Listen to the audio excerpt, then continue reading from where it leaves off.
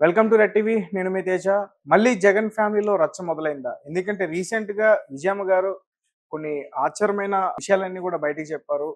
ముఖ్యంగా సరస్వతి పవర్ దాని గురించి ఆమె మాట్లాడడం జరిగింది. సో దీని గురించి ప్రస్తుతం మనతో పాటు మాట్లాడడానికి సీనియర్ ప్రొడ్యూసర్ నట్ కుమార్ ఉన్నారు. ఆయనతో మాట్లాడదాం. సార్ నమస్తే. నమస్తే.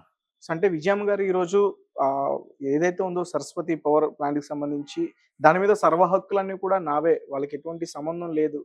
కావాలని జగన్ అలాగే భారతి షర్మిలని లాగుతున్నారంటూ ఆమె మాట్లాడింది. సో దీని గురించి ఏం చెప్తారు? చిన్న మాట చెప్పరా? చెప్పండి. రాజశేఖర రెడ్డి గారి ఆస్తి, రాజారెడ్డి గారి ఆస్తి ఆ పిల్లలకు వస్తుంది. రాజశేఖర రెడ్డి గారి తదంతరం భార్యకు వస్తుంది. భార్యకు వచ్చిన ఆస్తి ఎవరికి ఇస్తుంది? కూతురికే చెందుతుంది. కూతురు కొడుకు పిల్లలకు చెందుతుంది కదా. అందుకే ఆమె ఎక్కడికి పట్టుకుని పారిపోతుంది? ఆమెకి పిల్లలకే ఇస్తుంది. ఈలోగా ఆతృత వీళ్ళు పిటిషన్లు ఎందుకు వేయడం?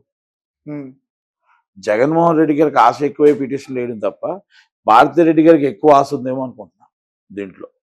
భారతిరెడ్డి గారు కూడా ఎవరు బయట వాళ్ళు కాదు, గంగిరెడ్డి గారి అమ్మాయి. అంటే సొంత మరి ఎవరు మన భాస్కర్ రెడ్డి గారి మేనగోడలే. భాస్కర్ రెడ్డి గారి బావగారు అంటే రాజశేఖర రెడ్డి గారి అక్కగారి భర్త, అంటే అక్కగారి కూతురే భారతిరెడ్డి గారు.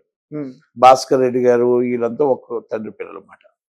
వీళ్ళు వివేకానంద రెడ్డి గారు, నిర్మలమ్మ గారు వీళ్ళంతా ఒక తండ్రి పెట్టలు, అది అన్నదమ్ముడు పెట్టలు.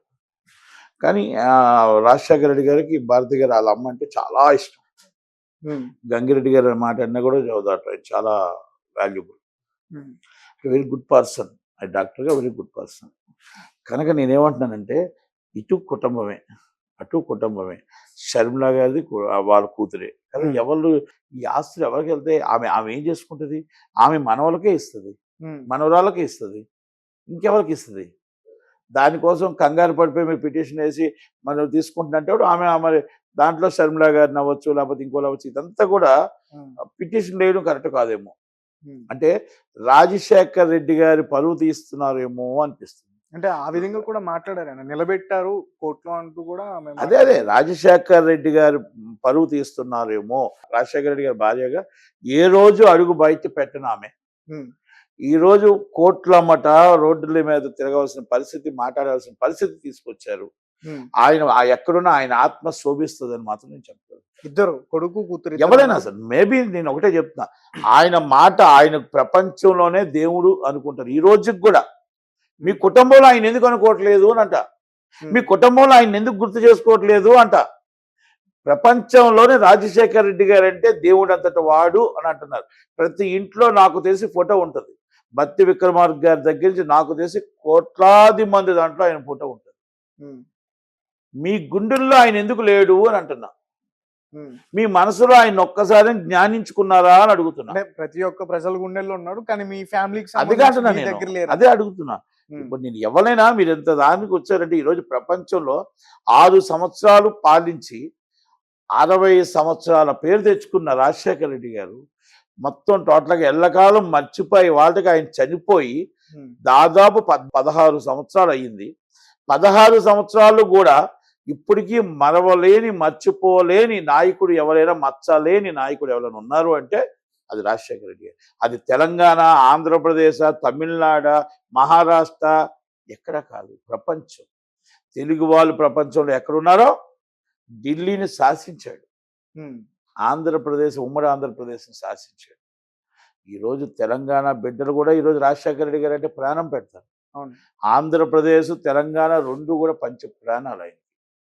మరి అలాంటి వ్యక్తి, అంతమందికి ప్రేమ ఉంది, అంతమంది ఆయన అంటే జీవిస్తారు. ఆయన అంటే మీరు మా ఇంట్లో కూడా చాలంటే చూసుకోండి, మా ఇంట్లో కూడా రాజశేఖర రెడ్డి ఫోటో అంటే ఏంటి, మీ అభిమానం లేకపోతే? నేను ఆయన అభిమాని, ఆయన ఫాలోవర్. నేను ఆయన అభిమానించేవాడిని. కాంగ్రెస్ పార్టీ నుంచి నేను ఫస్ట్ నాకు పిఎస్ సంగమ గారు, సర్పవర్ గారు, సంగమ గారు, ఆ తర్వాత రాజశేఖర రెడ్డి గారితో ఉండిపోయారు. దాసనారాయణ రాజకీయంగా రాజశేఖర రెడ్డి గారు, సినిమా ఫీల్డ్గా దాసనారాయణ గారు, ఈ రెండే.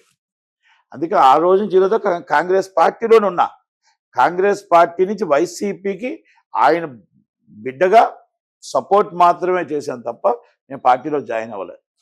అది ఈ రోజు పరిస్థితి ఏంటి సార్? అంటే నిజానికి మీరు అన్నట్టు కుటుంబ విషయాలు నిజంగానే రోడ్డు మీదకి తీసుకొచ్చారు. ఒక ఆడబిడ్డ బయటకు వచ్చి ఆడబిడ్డ బయటకు వచ్చి మాట్లాడుతుంది, ఆడబిడ్డను అసభ్యకరంగా మాట్లాడించారు, పేడ్ ఆర్టిస్టులతో ఇష్టం వచ్చినట్టు మాట్లాడించారు, రాజశేఖర రెడ్డి కూతుర్ని ఇష్టం వచ్చినట్టు మాట్లాడారు. మాట్లాడినా కూడా అన్నగా ఆయన ఖండించకపోవడం అనేది బాధాకర విషయం. ఖండించలేదు అంటే ఆయన చెల్లెలు తోడబుట్టి రక్తం పంచుకుంటున్న చెల్లెల్ని ఇష్టం వచ్చినట్టు మాట్లాడుతుంటే పేడ్ ఆర్టిస్టులు ఒక్క మాట కూడా ఇది తప్పు, నా చెల్లెల్ని మీరు మాట్లాడొద్దు, రాజకీయాలు వేరు, ఇది పర్సనల్స్ వేరు అని ఒక్క మాట మాట్లాడుంటే హుందాతనంగా ఉన్నాం జగన్మోహన్ రెడ్డి గారు కానీ భారతి గారు కానీ. ఇప్పుడు ఏ రోజు ఆ మాట కూడా ఖండించలేదు.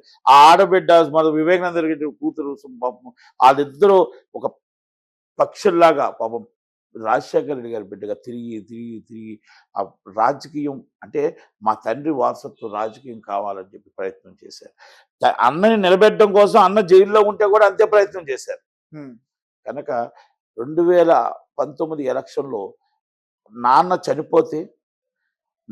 చనిపోతే టీడీపీ వాళ్ళ మీద మా నాన్నని క్యాష్ చేసుకుంటున్నారు, మా అన్న పార్టీలో ఆల్రెడీ ఉన్నాడు, మా అన్న పార్టీ రన్ అవుతుంది ఎలక్షన్ లో ఉంది కాబట్టి ఎలక్షన్ కమిషన్ కి సుప్రీంకోర్టుకి వెళ్ళి ఆ డిస్కషనే చేయొద్దని చెప్పేసి సునీత గారు పిటిషన్ వేశారు. ఆ విశ్వాసం కూడా లేదు, ఆ ఆడపిల్లలు కష్టపడ్డారని విశ్వాసం కూడా లేదు. మరి అలా దారుణంగా తిడుతూ ఉంటే మీరు ఒక్కసారి కూడా ఖండించకపోవడం, ఆ తల్లిని తీసుకెళ్లి బోన్లో నించోబెట్టడం, ఆస్తి ఆమె ఏం చేసుకుంటుంది, ఆమె ఆస్తి మళ్ళీ మీకే ఇస్తుంది. ఎవరికి ఇస్తుంది? ఇంకొకరికి ఇవ్వరు కదా. మీ పిల్లలకి షర్మిలమ్మ పిల్లలకి ఎంత వస్తుందో మీకు అంతే వస్తుంది. కనుక దాంట్లో ఏమి ఒడిదొడుకులు వస్తాయి? ఇంకెవరు తీసేసుకుంటారు? ఆమెకి ఇంకెవరున్నారు? మీరిద్దరే ప్రాణం. కనుక ఈ విధంగా పిటిషన్లు వేసుకుని ఆమెను బోన్లో నించోబెట్టి రాజశేఖర రెడ్డి గారిని ఆత్మ శోభించే విధంగా చేశారనేది మాత్రం నేను చెప్పగలుగుతా. దయచేసి ఇప్పుడు కూడా ఆమెను ఇబ్బంది పెట్టకుండా, ఆమె ఏ ఆస్తి ఉన్నా మీకే ఇస్తారు తప్ప ఆయన రాజశేఖర రెడ్డి గారిని గుర్తుపెట్టుకొని, రాజశేఖర రెడ్డి గారి కుటుంబం ప్రపంచంలోనే అత్యున్నత పెద్ద కుటుంబంగా, ఆయన అందరికీ దేవుడిగా, ప్రతి ఒక్క ఇంట్లో కూడా కుటుంబ వ్యక్తిగా నిలబడిన వ్యక్తిని ఆ విలువను అలాగే ఉంచాలని, రోడ్డు మీదకి లాక్కుండా దయచేసి విజయమ్మ గారు అందరినీ రిక్వెస్ట్ చేసుకుంటూ, మీరు ఆస్తులు సంపాదించి బాగుండాలనే కోరుకున్నాడే తప్ప ఇలా గొడవలు ఆడుకుంటారనుకుంటే ఆ రోజే ఆస్తులు పంచేవాడేమో. కనుక దయచేసి ఇది ఇక్కడితో ఫుల్ స్టాప్ పెట్టి. సార్, అంటే అడుగడుగున విజయమ్మ గారికి చాలా అవమానాలు అని చెప్పుకోవాలి. ముఖ్యంగా ఎప్పుడైతే జగన్మోహన్ రెడ్డి గారు ఆ పార్టీ పెట్టడం, ఆమెను ప్రెసిడెంట్గా ఉంచడం, తర్వాత ఆమెను తీసేయడం, తర్వాత చెల్లెలు షర్మిల గారు కాంగ్రెస్ పార్టీకి రావడం, అంటే ఒక పక్క రాజకీయ కక్షలు కానీ ఇప్పుడు ఆస్తి విషయాలలో కూడా కక్షలు పెరిగాయి. రాజకీయ కక్షలో షర్మిల గారి వైపు విజయమ్మ గారు ఉన్నారు. ఇప్పుడు ఎవరి వైపు ఉంటారు? ఆమె మాట్లాడి ఆడపిల్ల వైపే తల్లి ఉంటుంది. తల్లికి ఎప్పుడు కూడా ఆడపిల్లతో తోడుండాలి, ఆడపిల్ల తోడుండాలి తల్లి అంతే. కొడుక్కి తోడు అవసరం లేదు. కొడుకు మైనారిటీ తిరిగిన తర్వాత ఇండివిజువాలిటీ వస్తుంది. కూతురికి పెళ్ళి అయిపోయినా పిల్లలున్నా కూడా తల్లి తోడు ఎప్పుడూ కావాలి.